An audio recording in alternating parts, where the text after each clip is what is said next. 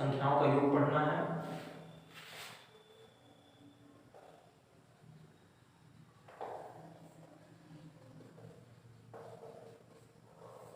तो संख्याओं का योग आपको एग्जाम में जरूर मिलेगा कि विषम संख्याओं का योग इतना, 1 से लेकर के 50 तक कितना होगा, सम संख्याओं का योग कितना होगा। तो इस तरीके से अगर आपके सामने संख्या आता है या क्वेश्चन आते हैं तो आप उसको कैसे करेंगे, तो उसके लिए आप देखेंगे। तो उसके लिए आपको सबसे पहले तो एक फार्मूला होता है सूत्र, जो नॉर्मली है आपको लगभग आप देखेंगे कि वो सभी क्वेश्चंस में लग जाएंगे। जैसे उसका सूत्र होता है n/2 2a + n-1 × d। अब यहाँ पे हम आपको बता दें कि जो n होता है कुल कितनी संख्याएं हैं, कुल संख्याएं यानी कुल संख्याएं कितनी है, ठीक है। जैसे 1 से 50 तक का करना है तो उसमें 50 संख्याएं टोटल होंगी। अच्छा, तो इसी तरीके से n = 50 रखेंगे। d जो होता है, d मतलब होता है कि पीछे वाले में से आगे वाले का अंतर, ठीक है ना, यानी अंतर। जैसे कि अगर कोई श्रृंखला लिखी हुई है 1 2 3 4 5 6, तो सबके बीच में एक एक का अंतर है तो वो d हो जाता है। अगर सम संख्याएं हैं 2 4 6 8 10, तो उसमें कितने का अंतर है, 2 का अंतर। तो उसी तरीके से ये क्या होता है, d जो होता है अंतर, या उसको सार्वंतर कहते हैं, ठीक है ना। तो आपका d क्या हो जाएगा, सार्वंतर, ठीक। अच्छा, आपके सामने a है, a मतलब होता है प्रथम पद, प्रथम पद। जो प्रथम पद होता है चाहे वो विषम संख्या का हो चाहे सम संख्या का हो, उसको हम क्या करेंगे, प्रथम पद ही लेके चलेंगे। चलिए आज हम योग करते हैं। पहला क्वेश्चन 1 से लेकर के 50 तक, ठीक है।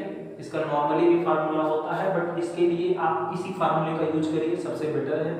तो देखिए 1 से 50 तक का अगर हमको योग करना है, 1 से 50 तक का योग करना है, तो इसमें जो प्रथम पद a होगा आपका 1 होगा। d जो होगा आप देखेंगे कि 2 में से 1 घटाने पे 1 आ रहा है, 3 में से 2 घटाने पे 1 आ रहा है। इसी तरीके से जो आपका n होगा कि 1 से 50 तक तो 50 संख्या होती है, तो कितनी संख्या होंगे, 50 संख्या होंगे, ठीक है। अब इसको करने के लिए सेम चीज यही फार्मूला पे आप इसी फार्मूले पे रख दीजिएगा करके। तो n/2 है मतलब कि क्या, 50/2, ठीक है। 2 × a मतलब 1 हो जाएगा धन n-1 यानी 50 - 1 × d मतलब क्या रखेंगे, 1 रख देंगे, ठीक है ना। तो इससे इसको काट लीजिए तो 25 2 × 2 धन ये 49 का 1 में करेंगे तो 49 का ही होगा, ठीक है ना। तो सीधे सीधे आप देखेंगे 25 × 51। तो यहाँ आप जो गुणा करेंगे तो ये आपका आंसर आ जाएगा 25 × 25 को 5 से 2 25 25 125 25 27 हो जाएगा। यानी आप देखेंगे कि आपका जो आंसर आ रहा है कितना आ रहा है, 1275, ठीक है ना। तो इस तरीके से ही आ गया, ठीक। अच्छा, अगर आपको 2 से लेकर के 50 तक केवल सम संख्याओं का करना है, केवल आपको क्या करना है, सम संख्याओं का ही करना है, उसके अलावा कुछ नहीं करना है। तो आप शुरू होंगे 2 से 4 6 और कितना 50। तो एक चीज आप ध्यान रखिएगा कि अंतिम संख्या n नहीं होता है, इसमें कुल कितनी संख्याएं हैं वो n होता है। तो आपका जो n हो जाएगा वो कितना हो जाएगा, 25, ठीक। तो n बराबर जो 25 होगा, अब इसी को रखना है तो फार्मूले को रखेंगे 25/2 तो 2 × 2 हाँ n मतलब कितना रखेंगे, 25 - 1 d मतलब क्या रखना है, 2 रखना है, क्योंकि देखिए डिफरेंस सबके बीच में 2 होगा। तो 25/2 ये 4 हो जाएगा, ये 24 × 48 कर लेंगे। तो आप अब देखेंगे कि 25/2 गुणे इन दोनों को जोड़ेंगे कितना हो जाएगा 52, इससे इसको काट दीजिए आप 26 हो जाएगा। तो अब आप 25 और 26 का गुणा कर लीजिए, ठीक है ना। तो लगभग 600 50 आपका आना चाहिए। ठीक, तो इस तरीके से आप क्या है, इस तरीके से किसी भी तरह के सवाल है अगर जोड़ने के लिए है तो आप क्या कर सकते हैं, इस तरह से आप जोड़ सकते हैं।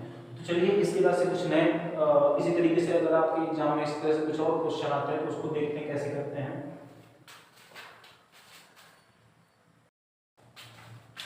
चलिए दोस्तों, तो फिर कुछ क्वेश्चन है, तो 3 क्वेश्चन है एकदम सेम, इसी पे आप लगा सकते हैं इसको। इसके लिए क्या करेंगे, देखेंगे लिखा है कि प्रथम 5 के प्रथम 20 गुणजों का योग निकालना है। 20 गुणज, ठीक है। तो 20 गुणज मतलब कि अगर हम देखेंगे 5 धन 10 धन 15 धन 20, इस तरीके से प्रथम 20 गुणज, यानी कि प्रथम 20 गुणज कौन सा पड़ेगा, 100, ठीक है ना। अगर नहीं पता है अंकित तो उससे कोई दिक्कत नहीं है, उसको लेके चलने की जरूरत नहीं है, ठीक है ना। तो उसके लिए आप निश्चित करिए। तो इसके लिए क्या करेंगे, देखिए a बराबर आपका 5 हो जाएगा, ठीक है, d बराबर आपका 5 हो जाएगा, क्योंकि डिफरेंस आप देख सकते हैं सबके बीच 5 ही का है, तो जितने का गुणज कहेगा सेम आपका d भी वही हो जाएगा, ठीक है ना। तो आप इसी फार्मूले को रखिए, इसको रखिए, तो क्या हो जाएगा, n इक्वल टू कितना होगा, 20 गुणज है तो 20 संख्या, तो 2 गुणे a मतलब 5 धन n मतलब रखेंगे आप 20 माइनस 1 इंटू d मतलब क्या रखेंगे 5। तो अब आप देखिए इससे इसको काटेंगे तो 10 हो गया, ये हो गया 10 और ये हो गया कितना, 19 बचे 95 हो जाएगा। तो 10 गुणे ये जब जोड़ेंगे तो 105 होगा और दोनों को जोड़ेंगे तो कितना हो जाएगा 10 50, ठीक है ना। तो इस तरीके से आप इसको क्या कर सकते हैं, बहुत इजी है, बस ये फार्मूला आपको याद होना चाहिए, चाहे जिस तरह का क्वेश्चन देगा आप उसको कर लेंगे, चाहे विषम संख्या में दे चाहे सम संख्या में दे। हाँ एक चीज और है, थोड़ी सी वॉइस क्वालिटी नहीं सही आ रही है तो उसको जल्दी सुधार कर लेंगे, ठीक है। और बाहर से भी थोड़ी आवाज़ आ रही है तो उसके लिए थोड़ी माफी चाहेंगे, बट वीडियो को जरूर देखते रहिए। अब देखिए 7 के प्रथम 10 गुणज हैं, तो 7 धन 14 धन 21, इस तरीके से कहाँ तक जाएगा 70 तक। अगर अंतिम आपको नहीं पता है तो आपको निश्चिंत रहिए एकदम, उससे कोई मतलब नहीं, क्योंकि ये क्वेश्चन भी नहीं पूछ रहा है, ठीक है। तो ये जब भी अगर मान लीजिए आपसे अंतिम संख्या पूछेगा तो उसके लिए अलग आपको फार्मूला लगाना पड़ेगा, तो इसके लिए निश्चिंत रहिए, योग निकालना होगा तो आपको इससे कोई मतलब नहीं।